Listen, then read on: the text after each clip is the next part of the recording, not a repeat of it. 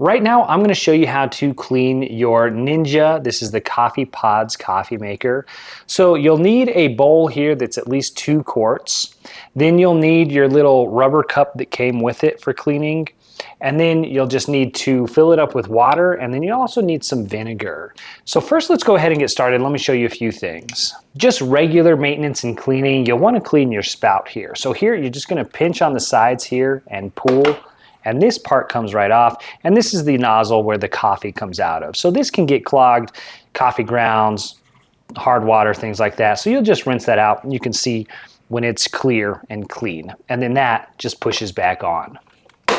But then here, when you open up the lid, this is the needle here where the K-cups get punctured, and this can get clogged with coffee grounds. Now, personally, I don't use the K-cup, so I don't really have to worry about this that much, but what you get is this little cup here, and it's kind of like a reverse plunger. So you're just going to fill it up with some water, then you'll press it up against the top here, and now you can just kind of pump it like that, and it's going to force water through that needle and hopefully clear up any clog that you might have. So that could be another thing. If you're having an issue with your water flow, that might be something you want to check and clean that as needed.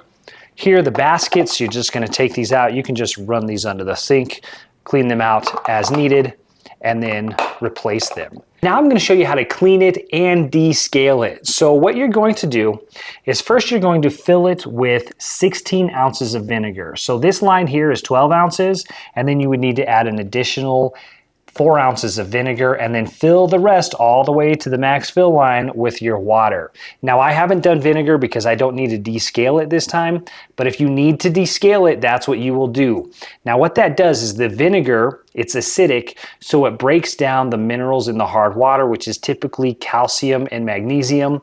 So if you've got hard water, you might need to descale it more often, and it's something that you should do, and then the acidity of that vinegar will break down those minerals, and it'll keep everything moving and working properly. So here on the top, periodically, this light will come on, an orange light, and it's right under the button that says clean. So really, all you're gonna do is push that button, and then you're going to hit brew, and then it's going to start.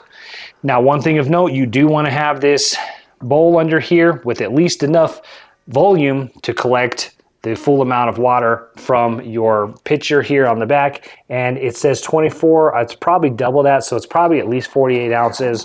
The directions say you need at least 2 quarts worth. This is a 4.5 quart bowl, so this will be plenty. Now it's just going to run like this, and it's going to take up to 75 minutes or about 75 minutes to do the clean cycle. So it's just going to run some water every now and then. It's going to wait, it's going to run some water, it's going to wait, it's going to run some water. So just let it do its thing. You typically want to run this when you have at least 75 minutes. That's an hour and 15 minutes to let it just kind of run and do its thing. When it's all done with the clean cycle, if you did use vinegar, you want to put it on a brew cycle and do at least 24 ounces and just let it flush out that vinegar so that your coffee or whatever you brew does not end up tasting like vinegar. Just flush that vinegar out if you did use that. And then lastly, of course, for cleaning, this little drip tray, you can just take that off, open it up, clean that out, some soap, some warm water, easy to clean out, and then you can just replace it when you're all done.